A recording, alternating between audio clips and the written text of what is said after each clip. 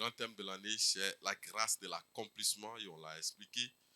C'est le fait de pouvoir réaliser toutes les promesses que Dieu nous a données. Aucune ne restera sans accomplissement. Tout ce que Dieu a dit sur la vie de chacun de nous ici va s'accomplir parfaitement dans le nom de Jésus. Il faut dire Amen. Et donc, le dimanche passé, on a vu le thème, c'est « Je passe de la malédiction à la bénédiction » ou bien « de la malédiction à la bénédiction ». On a expliqué brièvement que depuis le péché d'Adam et Ève, l'homme avait quitté sa position confortable. L'homme était à l'aise dans le jardin d'Éden où il ne faisait aucun effort pour satisfaire à ses besoins. Mais à cause de la désobéissance, Adam et Ève avaient été chassés du jardin et désormais Dieu avait dit que c'est à la sueur de leur front qu'ils vont manger. Ils devaient cultiver la terre, ils devaient souffrir pour pouvoir gagner leur pain.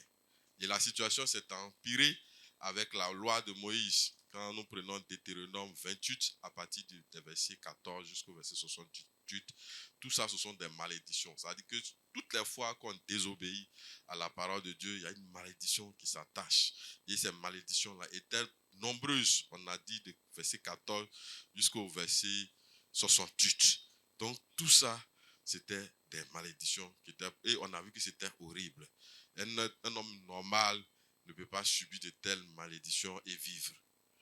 Et Dieu lui-même a vu que nous ne pouvons pas être totalement obéissants à sa parole. Il a envoyé son Fils mourir pour nous, pour que par Jésus-Christ, nous recevions la bénédiction. Amen. Et donc, de notre état de personne maudite, nous sommes passés à l'état de personnes bénies. Et on a dit que la source de notre bénédiction vient d'Abraham. Abraham, à qui Dieu a libéré, sur qui Dieu a libéré 7 grands principes de bénédiction, desquels peuvent découler d'autres bénédictions. Et on a vu ça ensemble. On a dit quoi premièrement? C'était quoi? Une grande nation. Donc je ferai de toi une grande nation. Quoi d'autre? Je te bénirai, voilà, je rendrai ton nom grand. Quoi d'autre? C'est une source de bénédiction. Quoi encore? C'est ici seulement. Et là-bas. Vous n'étiez pas là. Voilà, ceux qui te bénissent seront bénis. Et puis, ceux qui te maudissent seront aussi maudits. Et toutes les familles de la terre seront bénies en toi. Amen. Donc voici, on a dit que de ces bénédictions peuvent découler d'autres comme la domination, comme la multiplication à l'infini, comme la possession des terres et tout ça. Donc tout ce que vous pouvez imaginer comme bénédiction sort de ces 7 grandes bénédictions. Amen. Donc, et on a dit, nous ne sommes pas postérité physique ou biologique d'Abraham. Mais Dieu a établi un principe qui nous permet de bénéficier de cette grâce. Et on a vu ça dans Galates chapitre 3, à partir du verset 13. On a dit, Jésus-Christ s'est fait malédiction pour nous, pour que les païens, les bénédictions libérées sur la vie d'Abraham aient leur accomplissement en Jésus. Amen. Donc si nous croyons dans le Seigneur Jésus-Christ, désormais nous devenons postérité, héritiers d'Abraham, et les promesses qui ont été libérées sont sur sa vie, sont aussi pour nous. Amen. Donc c'est le résumé du dimanche passé. Alléluia. Donc si tu n'étais pas là dimanche passé, je te fais le résumé. Donc aujourd'hui, on va poursuivre. C'est comment entrer en possession de nos bénédictions. On dit, il y a tout ça. Dieu a dit ça. Mais comment on va voir cela s'accomplir concrètement dans notre vie? On ne pourra pas finir.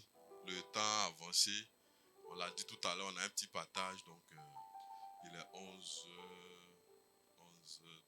voilà, presque 15. En tout cas, au plus tard midi, on va arrêter.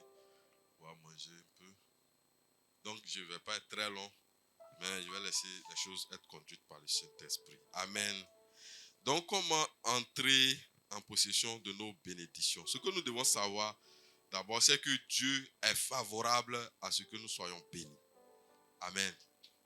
Donc, Dieu ne veut pas que quelqu'un vienne souffrir. Dieu veut qu'on soit béni. Dieu veut qu'on soit exaucé. Que nos prières soient exaucées. C'est vrai, il y a les petits temps d'épreuve. Dieu peut permettre que quelqu'un apprenne. Dans ce petit temps, tu peux souffrir. Mais la souffrance n'est pas éternelle. Alléluia. Voilà. Et généralement, le temps d'épreuve dure parce que quelquefois, on redouble de classe. Allez, quelqu'un me comprend? Voilà, Dieu veut te tester. Dieu veut dire, bon, ok, comme je veux te conduire à un niveau élevé, je veux voir quand tu n'as rien, comment tu peux te défendre. Pour que ce que je vais te donner ne te perde pas. Ça existe. Donc, quelquefois, on vit difficilement ce temps-là. On ne l'accepte pas. Et on cherche des raccourcis. Alléluia. Donc, ça peut exister. Mais si on réussit le test, Dieu n'a aucun intérêt à nous priver de grâce. Il n'a aucun intérêt à nous priver de ses faveurs. Amen. Amen. Donc, on va comprendre le principe. Romains chapitre 8, le verset 32. Romains 8, 32. Est-ce qu'on peut lire ce passage? On va comprendre pourquoi Dieu veut que nous soyons bénis. Pourquoi désormais on n'ait pas peur de la bénédiction. Romains, le chapitre 8, le verset 32. Je lis la parole du Seigneur. Lui qui n'a point épargné son propre fils, mais qui l'a livré pour nous tous, comment ne nous donnera-t-il pas aussi toutes choses avec lui? Amen. Amen. Ça veut dire quoi? Ça veut dire Dieu livre ce qu'il a de plus cher pour nous. Pour notre salut. Alléluia. Donc, le plus cher dans le patrimoine de Dieu, dans la cagnotte de Dieu, dans la valise de Dieu, ce qu'il a de plus cher, c'est son Fils. Il le donne, mourir pour nous. Et ce verset veut dire, s'il a donné ce qu'il a de plus cher, à combien plus forte raison il ne donnera pas ce qui n'est pas cher pour lui, pour toi. C'est ce que ça veut dire. Alléluia. Il y a un adage qui dit, celui qui peut le plus, peut le moins. Ça veut dire, si je peux donner 10 000 francs, qui est ma seule ressource, à quelqu'un, ce n'est pas 1 000 francs que je ne peux pas lui donner. C'est ce que ça veut dire. Est-ce qu'on comprend? Nous tous, on comprend?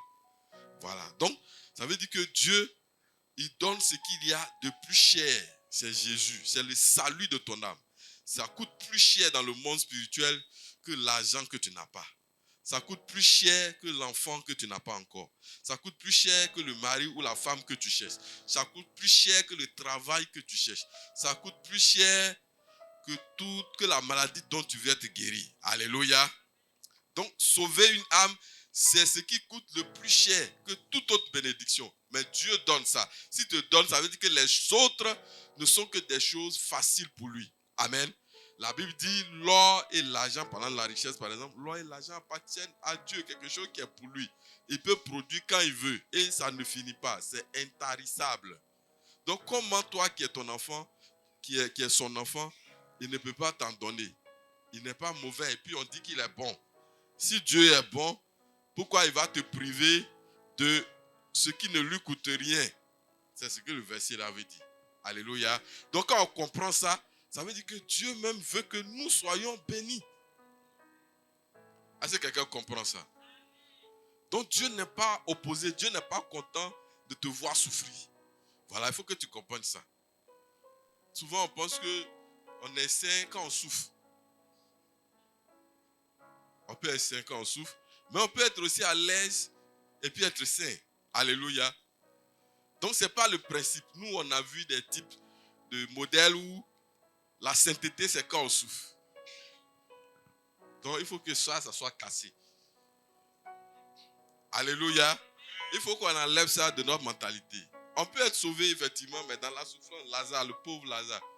Il ne faut pas être le pauvre Lazare. C'est vrai, il est sauvé. Mais Abraham était à l'aise, mais il est sauvé aussi. On parle même du sein d'Abraham. C'est là-bas même que Lazare est parti. Pourtant, Abraham avait tout sur la terre. Alléluia. Alléluia. Donc, tout est une question de compréhension. Comment tu comprends la Bible? Comment tu comprends ta marche avec Dieu? Si tu es un Dieu qui est limité, qui est petit, les choses seront petites pour toi. Si tu penses que c'est un Dieu qui est grand et qui peut tout, mais tout ça c'est par la foi qu'on comprend. Alléluia. Si tu limites ton Dieu, tu auras les choses limitées. Si tu vois que ton Dieu n'a pas de limites, les choses ne seront pas limitées pour toi. Alléluia. Donc c'est la mentalité qu'on doit transformer, comme Romains 12 le dit. Soyez transformés par le renouvellement de l'intelligence. Ce à quoi tu crois, c'est difficile de t'enlever ça. Ce à quoi tu crois, c'est ce qui s'accomplit dans ta vie. Ce à quoi tu as cru depuis et que tu ne veux pas enlever, on ne peut pas faire de miracle sans ton accord, sans ta croyance. Alléluia. Donc c'est tout ton être qui s'investit dans ce que tu penses que Dieu peut faire pour toi. Alléluia. Donc ici, Romains 8:32 nous dit que Dieu peut nous donner toutes choses. Dans toutes choses, c'est vraiment toutes choses. Tout ce que tu peux imaginer. C'est-à-dire que tout ce que tu veux comme bénédiction sur la terre, la Bible dit que ce sont des choses. Dans Matthieu 6:31, on a dit aussi ça. Que recherchez premièrement le royaume de Dieu et sa justice. Et toutes ces choses vous seront données. Donc bien s'habiller, bien manger, être dans une belle voiture, dans une belle maison, bien se marier, faire de bonnes études, connaître la promotion. La Bible appelle ça des choses. Alléluia. Donc il y a plus important que ça. Mais ça ne veut pas dire que ce n'est pas nécessaire. Alléluia. C'est l'interprétation. Comme on dit ces choses, souvent on pense que ce n'est pas important. C'est important. On a besoin d'argent pour vivre. Alléluia. Mais il y a plus important que ça. Ce qui est plus important, c'est le salut de notre âme. Et Dieu nous a déjà donné ça. Donc s'il nous a donné ce qui est plus important, ce n'est pas ce qui est moins important qu'il ne peut pas nous donner. Alléluia. Que Dieu te donne tout ce que ton cœur désire ce matin. Que sa grâce repose sur toi. Au nom de Jésus. Donc, dès que notre mentalité est travaillée, on a fait ce nettoyage pour comprendre que Dieu n'est pas opposé à ce que nous soyons bénis. Qu'est-ce que nous devons faire maintenant? Premièrement, il faut revendiquer sa qualité d'héritier. Il faut revendiquer sa qualité d'héritier. Si tu veux, encore dans un autre français, il faut prendre ta place en tant qu'héritier. Héritier, généralement, selon la loi humaine, on hérite de quelqu'un quand il meurt. Donc on pense c'est bien, le père est mort, la maman est morte. On pense c'est bien les enfants. Les premiers ordres d'héritiers sont les enfants. Donc ce n'est que quand il n'y a pas d'enfant qu'on pense au père et mère de celui qui est mort. S'il n'y en a pas, c'est après ça qu'on va chez les frères. Et puis les cousins, ils sont loin là-bas, les neveux et autres. Bon, chez les Akans, on dit c'est les neveux qui héritent. Mais quand la loi et la coutume sont en choc, c'est la loi qui passe. Il était chez les BT, par exemple, on dit femme n'hérite pas. Et puis ils viennent, les tontons là, ils viennent au tribunal et puis ils sont fiers de dire non, elle est femme, non, on ne peut pas lui donner champ. Il dit non, la loi ne dit pas ça. Alléluia. Donc chaque coutume, vous voyez que si chacun doit envoyer sa coutume, on va s'en sortir. C'est pourquoi la loi vient, met tout ça, fait une synthèse et puis on s'entend pour avancer. Donc vous allez voir que dans chacune de nos coutumes, chez les Akans par exemple, on dit c'est le neveu. Et là où je suis actuellement, il y a beaucoup de problèmes. Parce que le type, il a hérité de son oncle. Il a pris les biens de son oncle. On dit que ce sont des biens collectifs ou lignagés. Donc c'est tous les biens de la société. Et quelquefois, lui, il met son nom dessus. Maintenant, quand il meurt, ses enfants veulent prendre. Les autres disent non, c'est neveu. Donc c'est pas là, ça ne finit pas. Donc c'est difficile de faire la distinction entre lui, ses propres biens et les biens qu'il a hérités de la communauté ou de la famille. Amen, je ferme la parenthèse. Donc, quand quelqu'un meurt, automatiquement, on n'est pas héritier de lui. Même si tu es son fils ou si tu es sa fille, il faut bien que, par exemple, tu ailles à la justice, faire un papier qui te fait, on appelle le jugement d'hérédité. Donc, un jugement qui va constater ta qualité d'héritier. Tant que tu n'as pas fait ça, c'est vrai, ça doit te revenir, mais tu n'es pas encore héritier, tu n'as pas revendiqué la succession. Amen.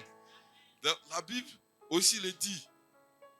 Donc, tu peux dire même, c'est mon père, mais je ne veux pas sa succession. Ça aussi, c'est ton droit. Tu peux dire, c'est ma mère, elle a décidé, mais sa succession, là, ça ne m'intéresse pas. Voilà, dans la succession, il y a les dettes et puis il y a les créances. Hein. Voilà, il y a tout ça. Ce n'est pas l'argent seulement.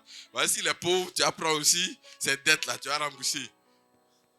Alléluia. Voilà, donc ce n'est pas voir l'argent seulement. Il y a tout ça qui est dedans. Il y a les actifs et les passifs. Donc, quelqu'un peut dire non. Papa, là, il est trop sorcier. Ça ne m'intéresse pas. C'est ton droit. Alléluia. Donc, ça ne veut pas dire que quand tu es enfant de Dieu, tu es à l'église ici. Tout ce que Dieu a promis là, ça ne t'intéresse pas et puis tu vas avoir. Il faut revendiquer. Alléluia. On revendique comment? Par la prière. Il faut déclarer. Il ne faut pas dire Dieu même, il connaît. Il sait qu'il est vu comme ça. Et puis il ne dit rien. Mais si tu lui as dit quelque chose. Alléluia. Alléluia. Donc c'est pour ça qu'il faut parler avec lui. Et il aime qu'on parle à lui. Il ne veut pas que tu sois seul dans ton coin. Parce que si tu ne parles pas à lui, le diable va venir te parler. Donc Dieu veut toujours qu'on parle avec lui. C'est ça la prière. La méditation. Par la Bible, il nous parle. Par la prière, il nous parle. Quand on est ensemble, on est à l'église, entre frères et sœurs, Dieu nous parle. Dans les groupes, les temps de prière, les temps d'exhortation, les temps d'évangélisation, d'intercession, Dieu nous parle. Donc Dieu veut qu'on soit constamment avec lui. Amen. Amen. Donc, qu'est-ce qu'on doit faire pour pouvoir revendiquer sa qualité d'héritier? Il faut quitter ce qu'on appelle l'enfance spirituelle ou l'état de bébé spirituel. On peut voir ça dans Galates, le chapitre 4, à partir du verset 1er. Donc, il faut que tu sois mature spirituellement pour que Dieu puisse te donner ce qui t'appartient. Il n'a pas dit que ce n'est pas pour toi, hein, c'est pour toi. Mais pour te donner là, il faut que tu connaisses bien sa voix. Il faut que tu saches comment il opère. Il faut pouvoir distinguer ta voix de celle du diable et de celle de Dieu. Donc il y a 3 voix qui nous parlent. Il y a ta propre voix, ta propre pensée si tu veux. Il y a la pensée du diable, il y a la pensée de Dieu. Il faut que tu saches quelle est la pensée de Dieu. Pour que Dieu puisse te confier l'héritage qui t'appartient. Alléluia. Est-ce qu'on comprend ce qu'il dit? Est-ce que ça passe? Donc on va lire Galates 4, chapitre 4. Or, aussi longtemps que l'héritier est enfant, je dis qu'il ne diffère en rien d'un esclave, quoi qu'il soit le maître de tout. C'est-à-dire, c'est toi l'héritier, mais comme tu te comportes comme un enfant, tu n'es pas différent d'un esclave, même si tout ce que Dieu a dit là, c'est pour toi. C'est ce que la phrase avait dit.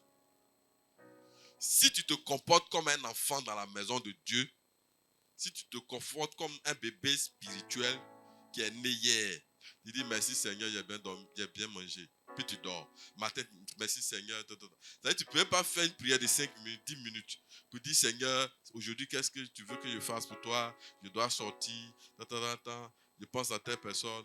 Bénis-la. Fais bénir l'église. Bénis mon pasteur. Agis puissamment. Fais ça. Voilà telle personne qui est malade. Priez. C'est-à-dire, toi, ta prière là. Merci Seigneur. Puis tu dors. Tu es un bébé.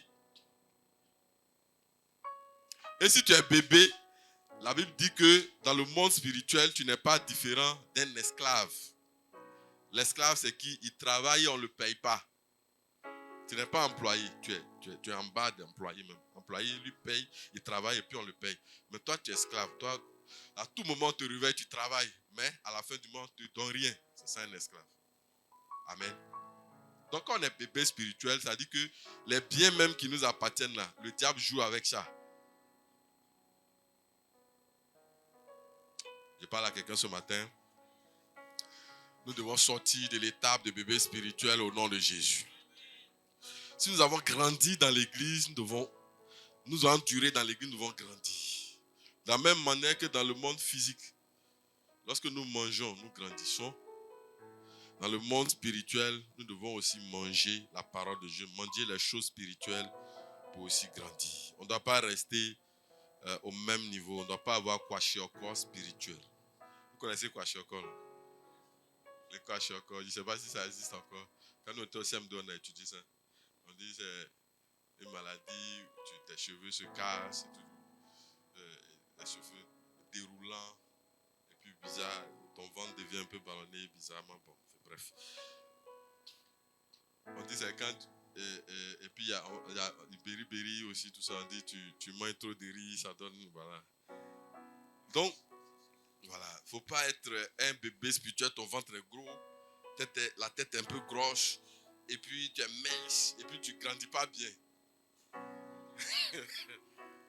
Dans le monde spirituel, quand tu regardes, tu as une forme bizarre. Tu es bizarre comme ça. Les femmes mal nourries dans les villages là. Voilà, et puis ils se promènent nuit.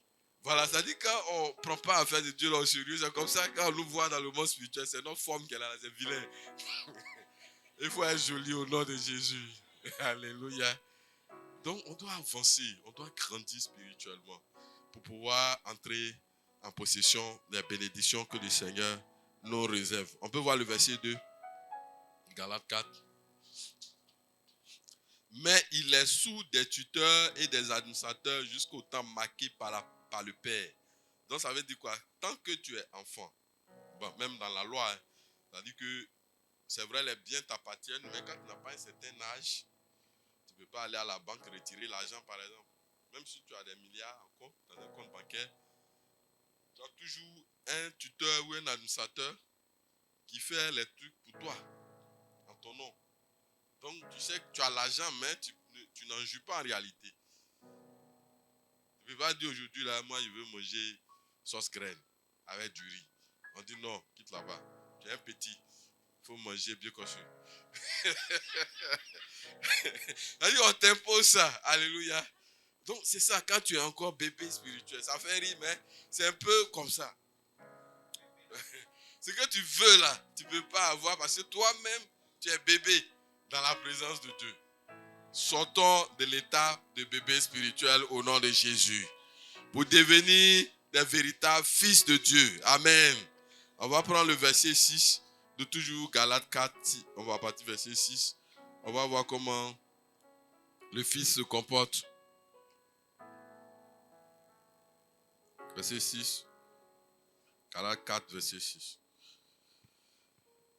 Et parce que vous êtes fils, Dieu a envoyé dans nos cœurs l'esprit de son fils, lequel crie Abba Père. Verset 7. Ainsi, tu n'es plus esclave, mais fils. Et si tu es fils, tu es aussi héritier par la grâce de Dieu. Donc, on quitte l'étape d'enfant pour être fils. Alléluia. Quand on est fils, tu as au moins 18 ans et plus. Et tu peux décider toi-même de ce qui t'appartient. Alléluia. Donc, il faut que dans notre marche avec Dieu, on comprenne comment Dieu agit et comment Dieu fait avec nous, comment Dieu parle, comment Dieu oriente. Et dans cette dimension-là, Dieu sait que nous sommes prêts maintenant pour pouvoir bénéficier totalement de la succession qu'il nous a réservée. Alléluia. Donc, il faut qu'on quitte, il ne faut pas en étant bébé qu'on bénéficie des grâces et des bénédictions. Il faut qu'on devienne fils. Donc, il faut quitter l'étape d'enfant pour être fils spirituel, fils de Dieu. Alléluia.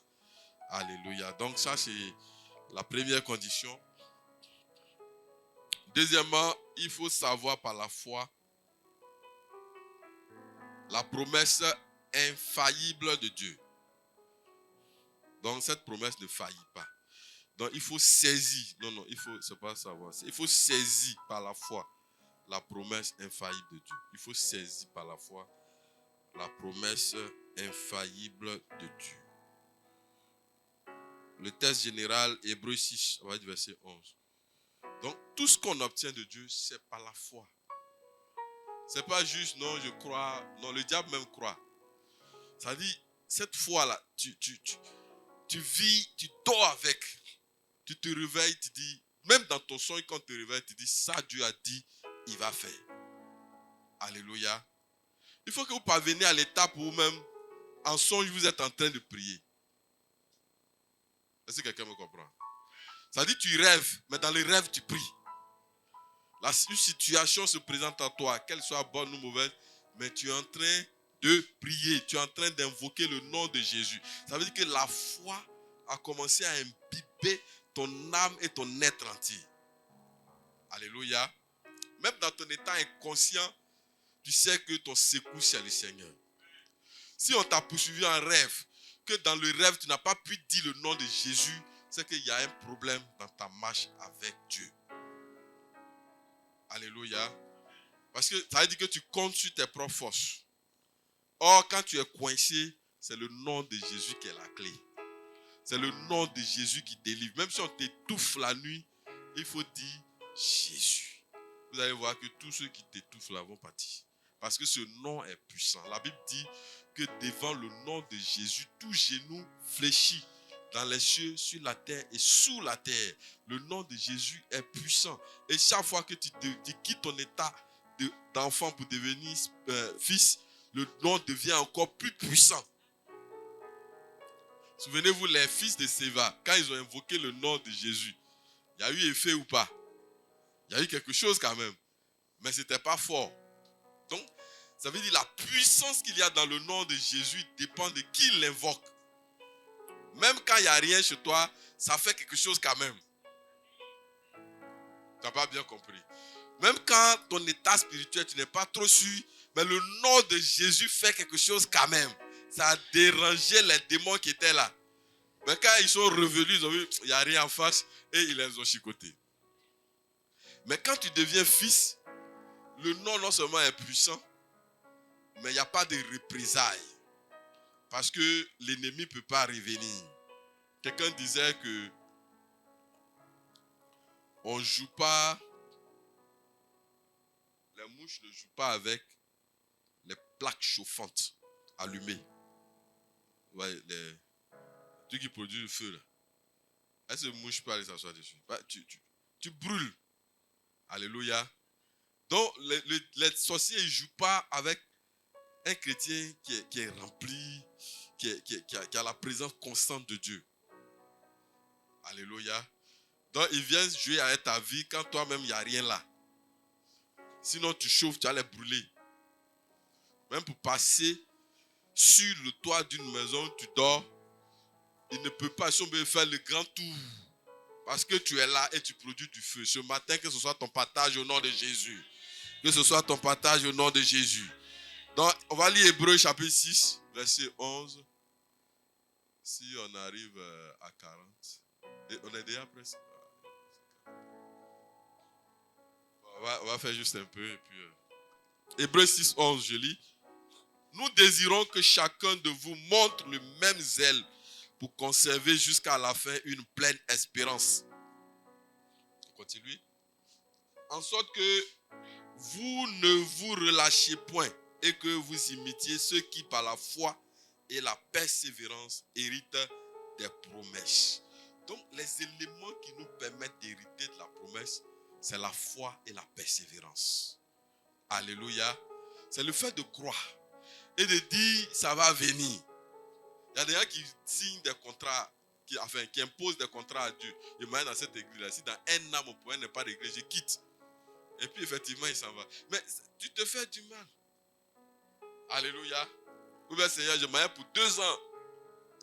Si mon problème là n'est pas réglé là-bas, je m'en vais ailleurs. Ou bien, je ne vais même plus à l'église. Il ne faut pas imposer le programme au Seigneur. Il faut être persévérant. Il faut attendre. Il faut attendre. Alléluia. Dieu sait ce qu'il fait. Il sait pourquoi il nous place là à tel ou tel endroit. Et il sait ce qu'il va faire avec. Et il connaît tout. Alléluia. Donc il faut être persévérant avec le Seigneur. Il faut avoir cette foi ferme de croire que ce que Dieu a dit, il va le faire. Et dans cette idée, donc, nous devons savoir, premièrement, que Dieu, par Jésus-Christ, nous a rachetés de la malédiction. Il faut croire ça. Donc le prix, pour ne plus qu'on soit maudit là, Jésus a payé. Il faut qu'on soit constamment dans la tête. Pour aspirer à la bénédiction, il faut croire que quelqu'un a payé un prix. Dans le monde spirituel, rien n'est gratuit. Ce que toi tu bénéficies, quelqu'un d'autre a payé le prix. Et Jésus a payé le prix pour ne pas qu'on soit maudit. Donc, de temps en temps, je disais hier à Maman Koukoni, de temps en temps, lisez Deutéronome 28, à partir du verset 14. Ça nous fait peur, c'est des choses horribles, mais il faut lire pour que quand quelqu'un vit ça, tu puisses savoir s'il est sous une malédiction ou pas. Et puis, plus tu sais ça, même tu pries contre ça. Il vaut mieux lire et savoir quand on est maudit, c'est quoi? Quels sont les signes ou les symptômes de la malédiction? Et dis-moi, je ne serai pas maudit. Amen. Amen. Donc, il faut, quelles que soient les circonstances, Jésus a payé le prix de ta bénédiction. Il t'a racheté de toute forme de malédiction. Donc, il faut refuser la malédiction. Il faut refuser le malheur. Amen. Donc, Galates 3, versets 13 à 14, qu'on avait déjà vu.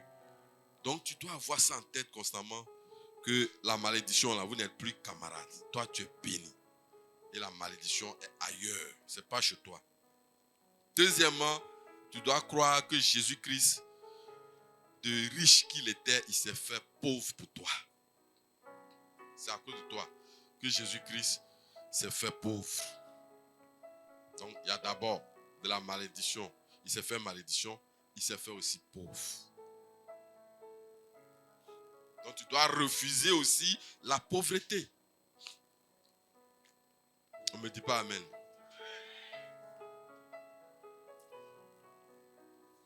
C'est pas bon d'être pauvre, hein?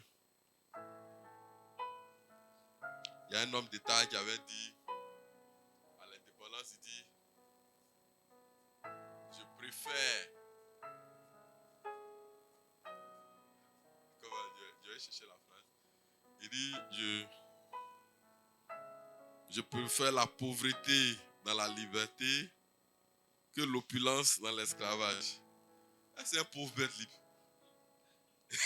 Quand je m'assois avec du recul, il dit, mais est-ce que pauvre même tu es libre? Tu es libre comment? Tu ne peux pas être libre. Il va dire non de quelqu'un. Donc, il dit, il préfère la pauvreté dans la liberté à l'opulence dans l'esclavage. Bon, c'est vrai que les deux ne sont pas bons, mais pauvre même, tu n'es pas libre. C'est quelle liberté? Tu dors au salon de quelqu'un, dit on va balayer. Il faut te réveiller à 4 heures. C'est quelle liberté tu as? Alléluia. Que Dieu nous aide. Papitou, il a 2 ans, il ne réfléchit pas beaucoup. Il verse l'eau. Il dit tonton, tu dors encore. Il verse l'eau sur toi. C'est quelle liberté tu as? Tu dors dans le salon de son papa. Alléluia. Que Dieu nous aide. Que sa grâce repose sur nous. Quand tu es pauvre, tes pauvres enfants même, ils vont te renier. Ça commence par eux. Ça a dit chez moi ici à 21h, on ne rentre plus, on ne sort plus. On dit, mais ce que tu dis là, tu peux assumer. Ton enfant te dit ça. Ce que tu dis là, tu peux assumer. Demain là, je vais manger. Tu dis quoi? On fait comment? Demain, il doit aller à l'école, il n'y a pas l'argent. Tu fais comment? Il y a mon camarade là qui dit de venir prendre un peu d'ailleurs. Tu dis, on ne sort pas avec tes. Tu as dit quoi? Tu n'as pas le choix. Toi-même, peut-être qu'il va aller, tu vas manger un peu dedans. Que cela ne t'arrive pas au nom de Jésus. 2 Corinthiens chapitre 8 verset 9. Donc c'est l'illustration de ce passage que vous connaissez. Il faut prier avec ces paroles. Il faut prier avec ces versets. On a lu ça beaucoup, mais on ne prend pas souvent au sérieux. On se dit, bon, ça c'est quand il était un nouveau chrétien. Mais c'est toujours d'actualité. Jésus-Christ s'est fait pauvre pour que toi tu sois riche. Si tu fais les affaires que ça ne marche pas, tu prends ce verset. Tu dis, Seigneur, tu t'es fait pauvre pour que moi, je suis en train d'entreprendre. Je suis en train de... Ce n'est pas qu'il n'y a pas d'idée, je suis en train de faire quelque chose. J'ai mis l'argent dedans, ça ne va pas. Mais je sais que la pauvreté, la source de la pauvreté, même si ça vient de mon arrière-grand-père ou de mon arrière-grand-mère, que ça vient du fin fond de mon village là-bas, je dis que cette malédiction est brisée parce que en Jésus, je suis béni. Je ne peux plus être victime de la malédiction ancestrale. Je déclare maintenant que toi, Jésus-Christ, tu étais riche et tu t'es fait pauvre. Parce que tu t'es fait pauvre, désormais moi, je suis riche. Je refuse la malédiction de la pauvreté au nom de Jésus. Déclare ça chaque jour jusqu'à ce que tu vois les effets. Alléluia. Même si tu vends ton fils, proclame ça. Proclame ça chaque jour. Tu verras les effets s'accomplir dans ta vie. Alléluia. Et il faut croire troisièmement que nous sommes déjà bénis. En tant qu'enfants de Dieu, nous sommes déjà bénis. On peut voir ça dans Éphésiens chapitre 1 verset 3. Il dit, vous êtes bénis de toutes sortes de bénédictions spirituelles dans les lieux célestes en Jésus-Christ. Donc le spirituel commande au physique. Donc si tu es béni dans le spirituel, dans les lieux célestes en Jésus, ça veut dire que tu es béni en tout. Il faut savoir ça. Amen.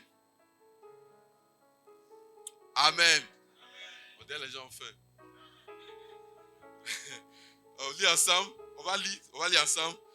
Béni soit Dieu, le Père de notre Seigneur Jésus-Christ, qui nous a bénis de toutes sortes de bénédictions spirituelles dans les lieux célestes en Christ. Amen.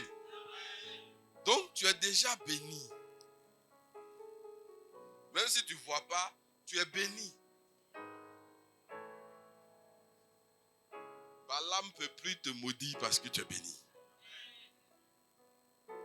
C'est pourquoi toute forme de malédiction qu'on va prononcer contre toi va glisser sur toi comme la pluie ou l'eau sur un canard. Quand on verse l'eau sur le canard, ça ne touche pas son coin. Parce que ça sera sans effet. La malédiction sans cause est sans effet pour toi. La cause, c'est quoi? Tu as dit, bon, tu as péché. Mais ton péché, là, Jésus a payé. Même si tu as péché, la malédiction ne t'atteint pas. Parce que tu es un enfant de Dieu, tu es déjà béni. Il faut croire à ça. Des choses simples. Je suis béni. Donc, je suis béni, je ne peux pas être maudit. Je refuse. Il faut refuser d'être maudit. Il faut refuser ça. Il faut refuser la mort prématurée. Je dis, c'est pas, même si tu vois les morts en rêve, tout ça, dis, c'est pas moi. Quelqu'un a prophétisé, il dit, tu vas mourir. Tu dis, c'est pas moi. Je ne mourrai pas avant d'avoir accompli le plan parfait de Dieu. Je suis béni. Je ne vais pas mourir avant 120 ans. Amen. Proclame ça.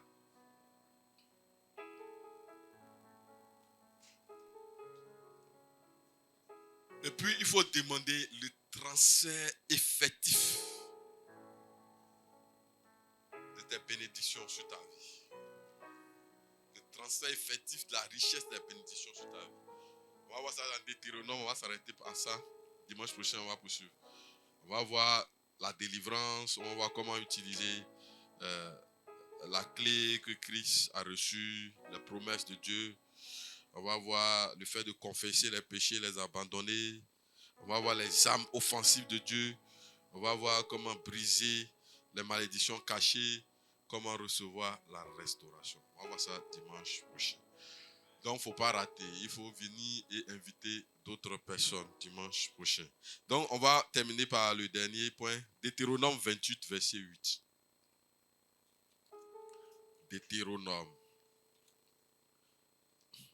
28, verset 8. Ok. L'Éternel ordonnera à la bénédiction d'être avec toi dans tes greniers et dans toutes tes entreprises. Il te bénira dans le pays que l'Éternel, ton Dieu, te donne. Amen. C'est ce que Dieu a déclaré. Donc, il faut t'exercer à dire, Seigneur, voilà ce que tu as dit de ma vie. Je veux que cela s'accomplisse maintenant. Tu as dit que tu vas donner l'ordre à la bénédiction d'être avec moi dans mes greniers. Aujourd'hui, il n'y a plus de greniers, mais il y a des comptes en banque.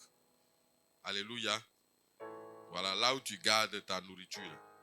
Voilà, pour que ça puisse faire au moins un an, c'est les greniers. Aujourd'hui, on ne garde plus la nourriture comme ça. On ne prend pas l'igname pour entasser quelque part, pour attendre l'année prochaine. Mais il y a un compte en banque. Commence à ouvrir un compte. Alléluia. Et puis, mets l'argent un peu. Ça va devenir beaucoup. Dieu va ordonner ce que la bénédiction t'accompagne. Et il dit, dans toutes tes entreprises, le petit que tu fais là, le fait de dormir, ne rien faire, ça qui n'est pas bon. Commence, petite chose que tu fais là, Dieu va rendre ça grand. Alléluia. Il te bénira dans le pays que l'Éternel, ton Dieu, te donne. Donc, dans ce pays, la Côte d'Ivoire où tu es là, Dieu va te bénir. Ce que tu vas faire va prospérer. Ce que tu vas faire va être grand et ça va s'accroître dans tes mains. Alléluia. Gloire à Jésus. Donc, on va s'élever, on va prier par rapport à tout ce que tu as entendu.